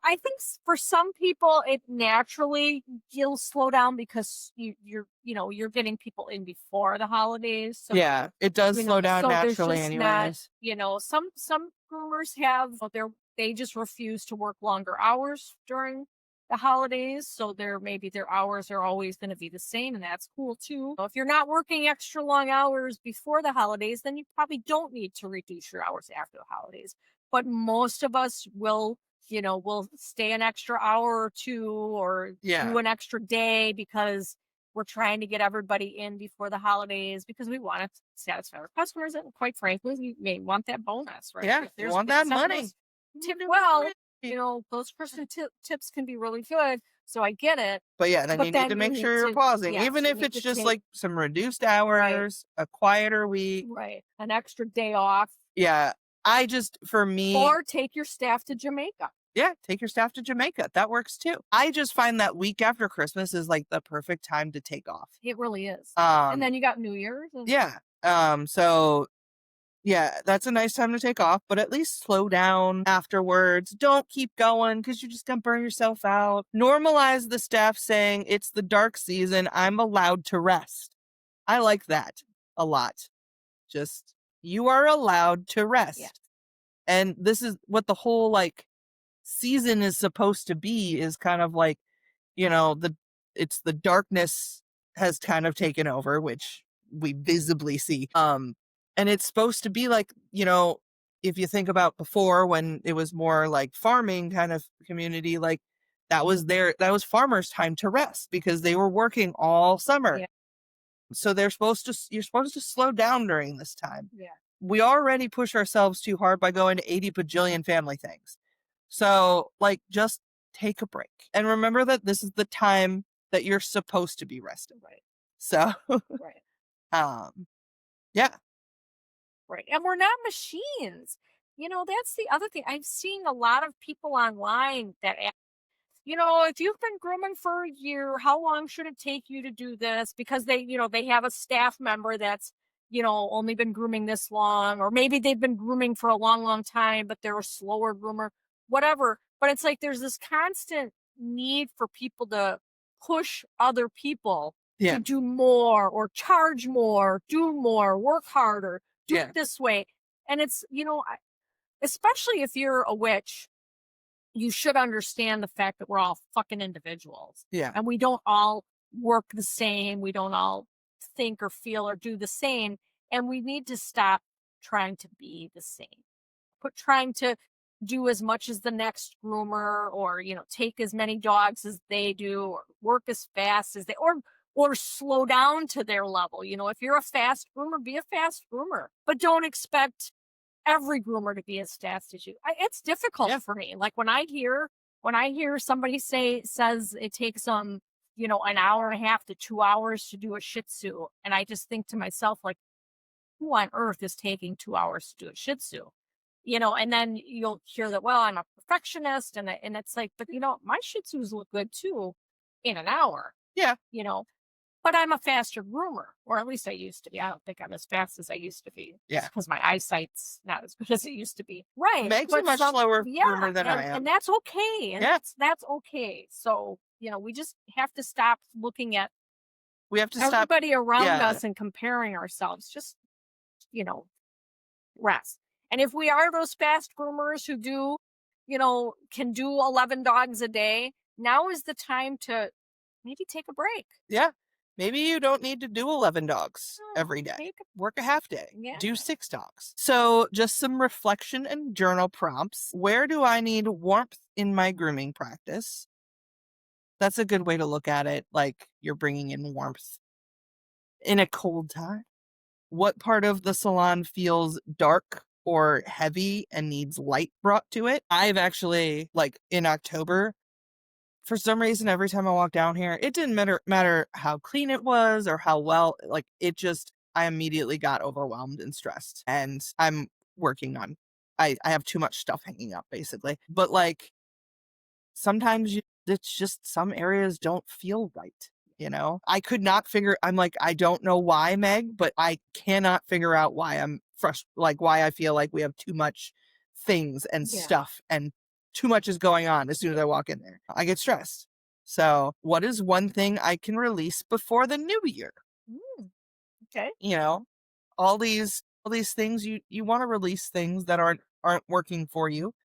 So, maybe release working too often and too much and too long of hours. Maybe you This can is a good. release that. I think when you were just talking about too much stuff, and I'm just thinking about, I have a lot of I have shampoo that at this point I'm not going to get through it, right? And you really shouldn't keep shampoo for more than what, a year, 2 years, maybe. I don't Yeah. even know what the time frame is for shampoo. But I think about, like, I've got shampoo that I might need to rehome Yeah. to someone who's going to actually be able to use it before, because I'm not going to get through it.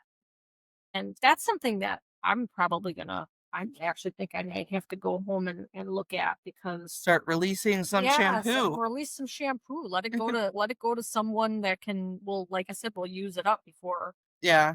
before it's not good anymore. And it's like I know I have at least 1 gallon right now at home that is a sealed gallon, and I still have like half a gallon, just Of under a half a yeah. gallon to go through, and it's like I'm not going to go through it. I mean, I'm just not.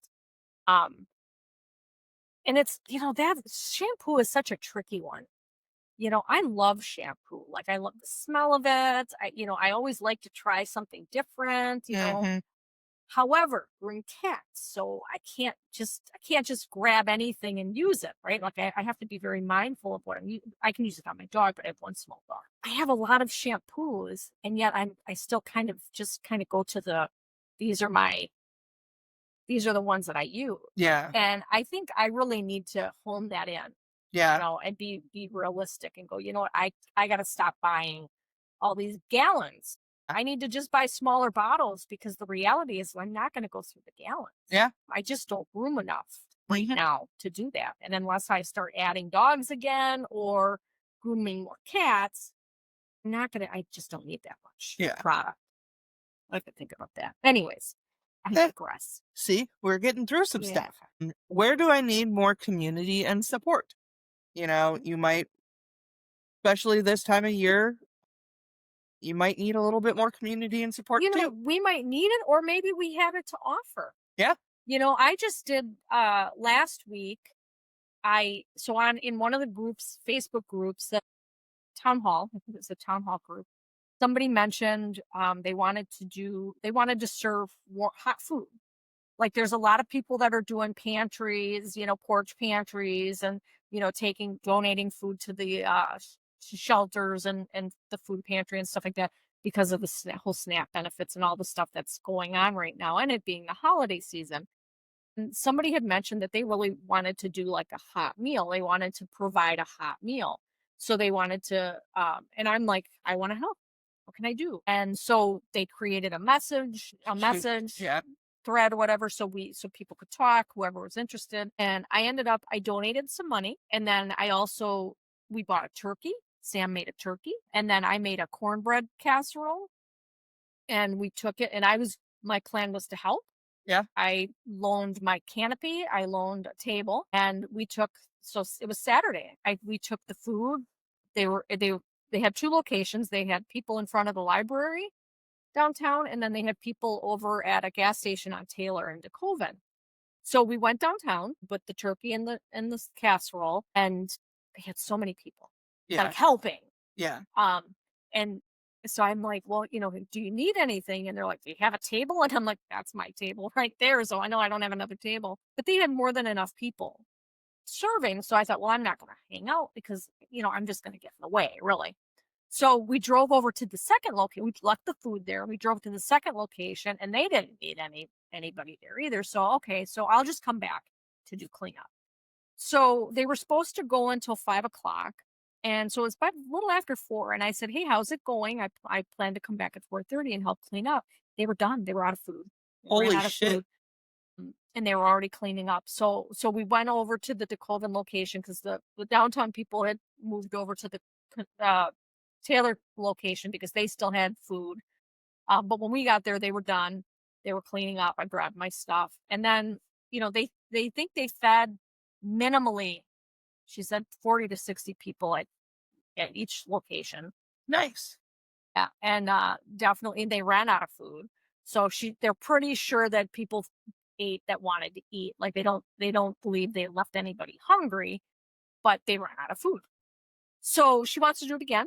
That's awesome. And yeah, and I'm like, yeah, I want to be involved again. So I mean, so if you can't, if you maybe you need support, or maybe you're in a position where you can offer, Yeah. right?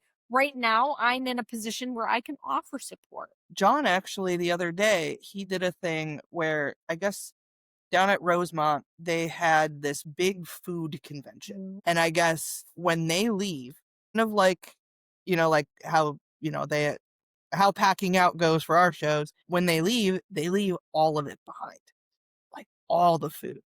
So they're like, the Rosemont is like, if you guys can get it all out before we're done cleaning up, then you're welcome to take it. And so they filled up like 3 trucks worth of food from this show, and they literally had to like go through the convention center, and like they're um they'll have like cabinets and stuff. You have to open all the cabinets and like go through, like Yeah, it was like a scavenger hunt for yeah, food items. like the zombie apocalypse. Yeah.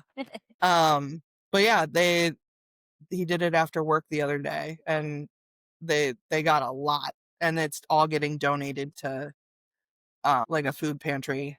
So That's very cool. Yeah, I mean that's great. yeah.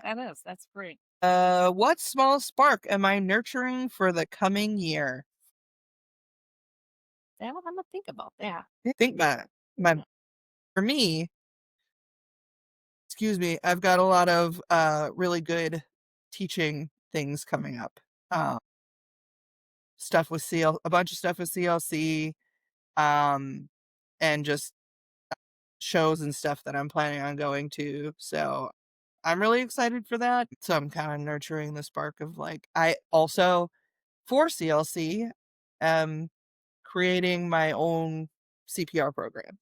Yeah, I want to talk to you about that. Yeah. I've got the breakdown already. I'm working on the slideshow and workbook right now. Yeah.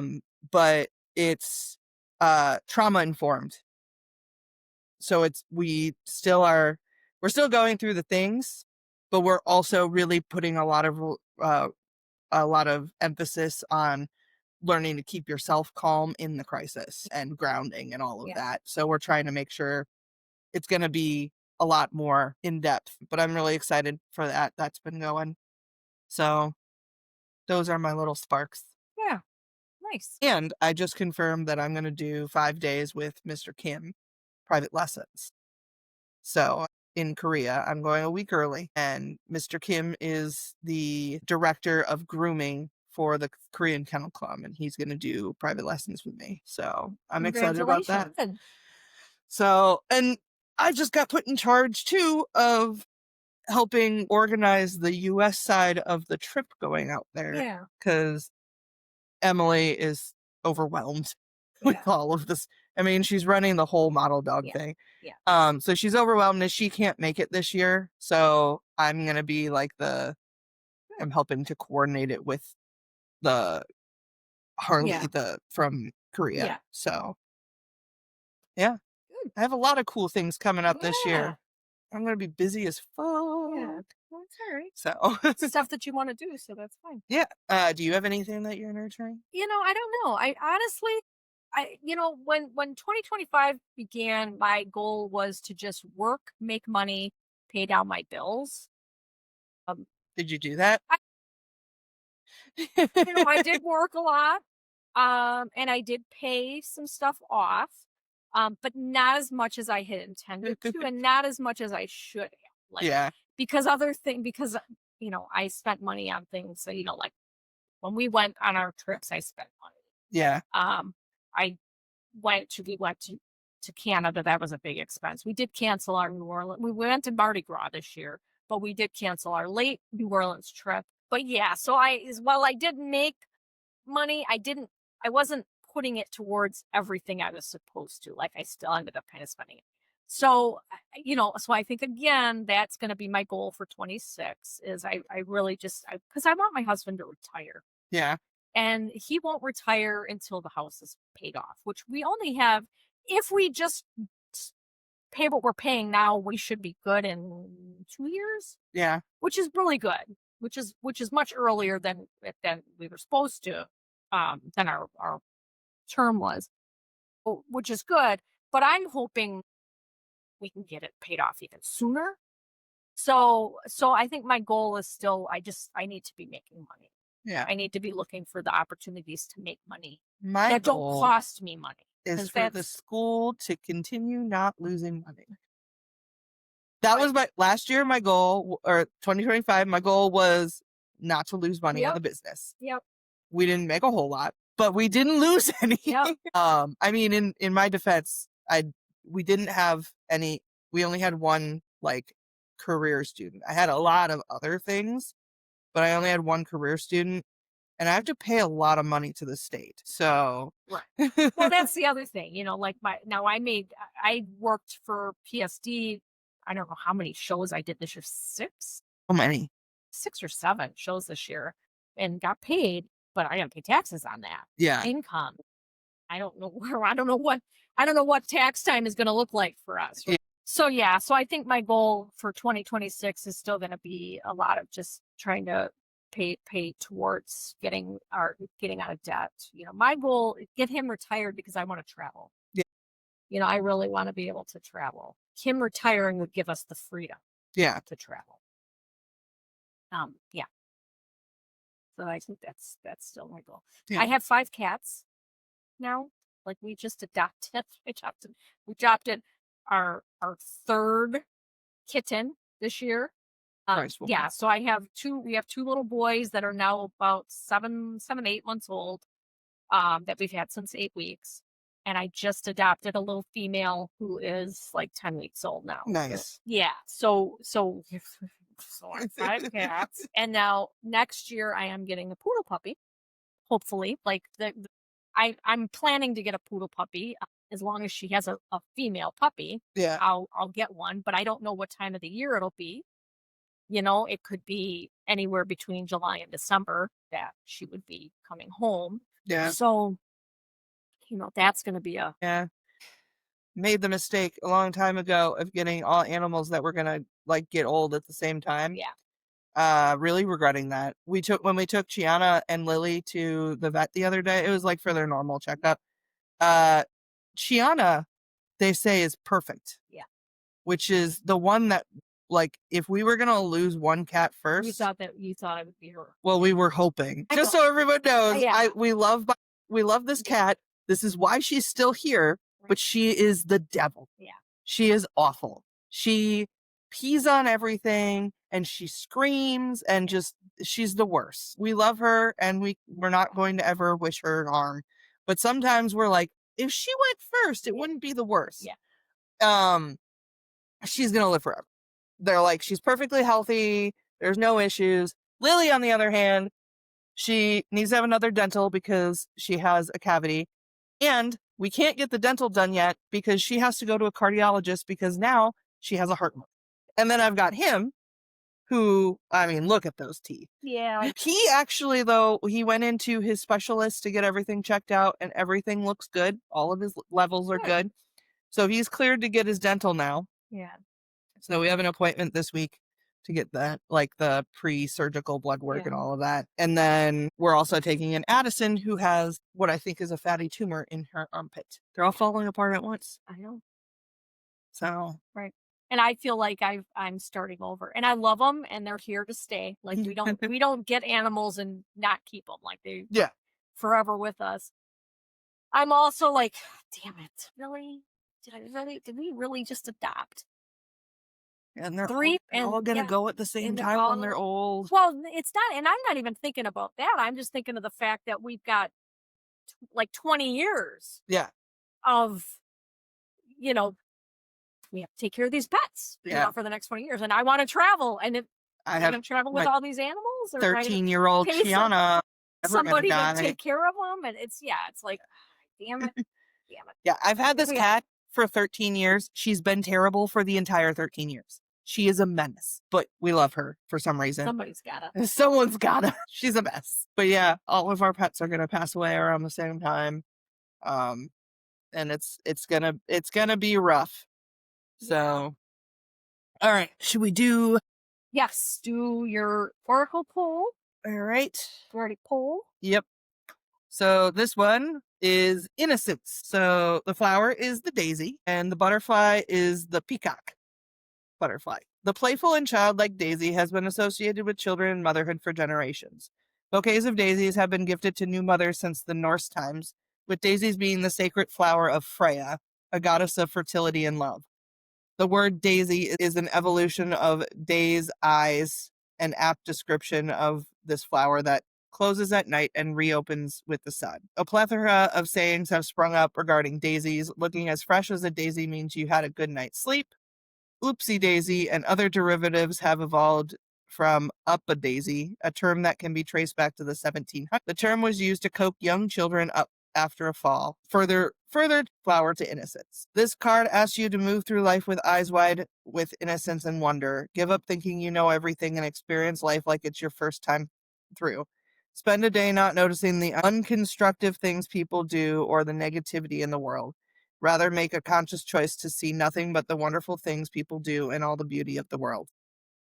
Marvel at the thousands of small miracles around you every day. Spend time with your children so you can remember how the world looks through their eyes. You will discover so many wondrous moments around you when you watch for them. That's kind of cool if you think about like the time of year that Yule is, and it's like about more like that rebirth kind of thing, and it's starting over, and the innocence is kind of a cool tie in there. I think I like it. Didn't realize what daisies like symbolized to the average person. Daisies were one of our wedding flowers. Oh, nice. We had some kind of daisy. It was like a blue daisy, which I got that because my grandma's wedding had the daisies. But for me, daisies have just always been like this more, I guess there's a lot of innocence to them a little bit, but also I think of them more as like wildflowers. Yeah. And so I kind of give them that, like, it gives it like a freedom kind of feeling. Yeah.